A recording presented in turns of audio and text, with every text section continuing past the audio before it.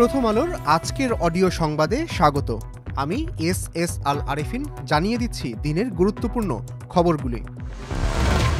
রাজধানীতে ২২ নভেম্বর শনিবার সন্ধ্যায় দুইবার ভূমিকম্প হয়েছে। আবহাওয়া অধিদপ্তরের আবহাওয়াবিদ তরিফুল নেওয়াজ কবির প্রথম আলোকে বলেন, আজ সন্ধ্যায় রাজধানীতে পরপর দুটি ভূমিকম্প হয়েছে। এর মধ্যে সন্ধ্যা ৬টা ৬ মিনিট ৪ সেকেন্ডে রিক্টার স্কেলে ৩.৭ মাত্রার একটি ভূমিকম্প হয়। এর ১ সেকেন্ড পর সন্ধ্যা ৬টা ৬ মিনিট ৫ সেকেন্ডে দ্বিতীয়বার ভূমিকম্প হয়। রিক্টার স্কেলে এটির মাত্রা ৪.৩। এর আগে সকালে নরসিংদীর পলাশ উপজেলায় মৃদু ভূমিকম্প হয়। সকাল 10টা ৩৬ মিনিট ২২ সেকেন্ডে ভূমিকম্পটি অনুভূত হয়। রিক্টার স্কেলে এর মাত্রা ছিল ৩.৩। এছাড়া ২১ নভেম্বর শুক্রবার সকালে ভূমিকম্পের তীব্র ঝাঁকুনিতে রাজধানী ঢাকাসহ সারা দেশ কেঁপে ওঠে। এ ঘটনায় শিশুসহ ১০ জন নিহত ও ৬ শতাধিক ব্যক্তি আহত হয়েছেন। আবহাওয়া অফিস জানিয়েছে, রিক্টার স্কেলে ভূমিকম্পের মাত্রা ছিল ৫.৭। সবচেয়ে বেশি ৫ জনের মৃত্যু হয়েছে নরসিংদীতে। ঢাকায় ৪ ও নারায়ণগঞ্জে মারা গেছেন ১ জন। ভূমিকম্পের সময় আতঙ্কে অনেকেই ভবন থেকে লাফিয়ে পড়েন। এছাড়া কিছু ভবন হেলে পড়ে ও ফাটল দেখা দেয়। বিশেষজ্ঞরা বলেন, কোনো স্থানে বড় ভূমিকম্পের পর সাধারণত একাধিক পরাঘাত হয়। ২১ নভেম্বর ভূমিকম্পের কম্পনের তীব্রতা কত মানুষ অনুভব করেছেন সেটার একটা অনুমিত হিসাব দিয়েছে মার্কিন ভূতাত্ত্বিক জরিপ সংস্থা USGS। ভূমিকম্পের ২.৫ ঘন্টা পর সংস্থাটি বলেছে, এই ভূমিকম্পে ৭ কোটিরও বেশি মানুষ মৃদু ভূকম্পন অনুভব করেছেন। এছাড়া হালকা ঝাঁকুনি পেয়েছেন আরও প্রায় ৭.৫ কোটি মানুষ। এই ভূমিকম্পকে ঝুঁকির মাত্রা অনুযায়ী কমলা শ্রেণীতে অন্তর্ভুক্ত করেছে USGS। এর মানে হলো, এমন ভূমিকম্পে উল্লেখযোগ্য প্রাণহানির আশঙ্কা থাকে। অর্থনৈতিক ক্ষতির ঝুঁকি অনুযায়ী এটি হলুদ শ্রেণীভুক্ত। বাংলাদেশের জিডিপির ১% কম আর্থিক ক্ষতির ঝুঁকি থাকে। সংস্থাটির অনুমিত হিসাব অনুযায়ী ভূমিকম্পের শক্তিশালী কম্পন অনুভব করেছেন ঢাকার ১ কোটিরও বেশি মানুষ। উৎপত্তিস্থল নরসিংদী জেলায় উচ্চ শক্তিশালী কম্পন অনুভব করেছে প্রায় ৩ লাখ মানুষ। মার্কিন এই সংস্থা বাংলাদেশে এর আগে ৩টি ভূকম্পনের উপাত্ত তুলে ধরেছে তাদের ওয়েবসাইটে।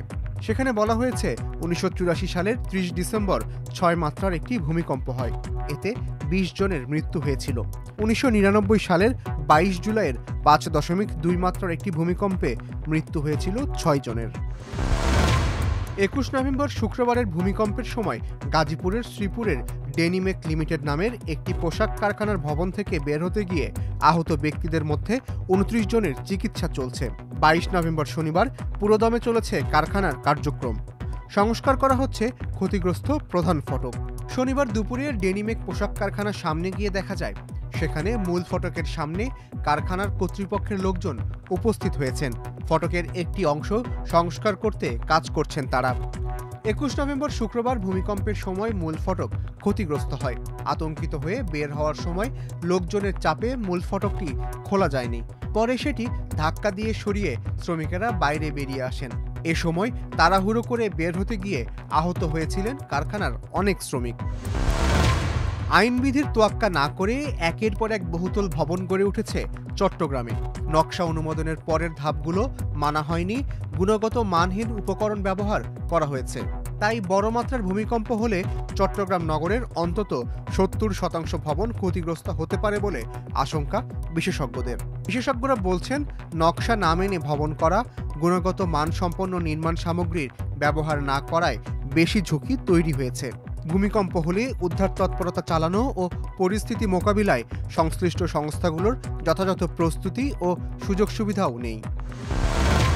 ভূমিকম্পে আতঙ্কিত হয়ে বা দুর্ঘটনার শিকার হয়ে ঢাকায় যারা আহত হয়েছেন তাদের চিকিৎসার জন্য জরুরি আর্থিক সহায়তা দেওয়ার ঘোষণা দিয়েছে ঢাকা জেলা প্রশাসন। আহত ব্যক্তিদের প্রত্যেককে সর্বোচ্চ ১৫,০০০ টাকা সহায়তা দেওয়া হবে। ঢাকার জেলা প্রশাসক মোহাম্মদ রেজাউল করিম ২১ নভেম্বর শুক্রবার রাতে এক সংবাদ বিজ্ঞপ্তিতে এ তথ্য জানিয়েছেন। বিজ্ঞপ্তিতে বলা হয়, ঢাকায় বসবাসরত অথবা ঢাকায় কাজে এসে যারা ভূমিকম্প চলাকালে দুর্ঘটনার শিকার হয়ে আহত হয়েছেন তারা এই সরকারি সহায়তা পাবেন। তবে আর্থিক সহায়তা পাওয়ার ক্ষেত্রে সংশ্লিষ্ট চিকিৎসকের সুপারিশ থাকতে হবে। এই ছিল দিনের গুরুত্বপূর্ণ খবরগুলি।